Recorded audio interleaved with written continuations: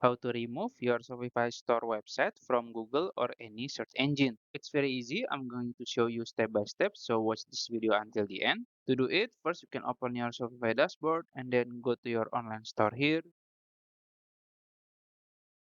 and then go to preferences here.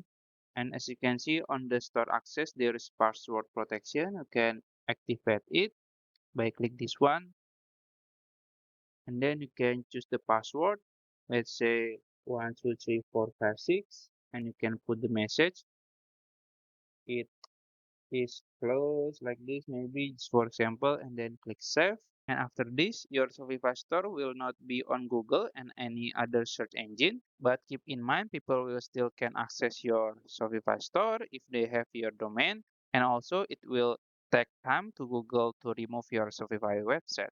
So that's it. If you found this video helpful, please like this video and subscribe to my channel. Thank you.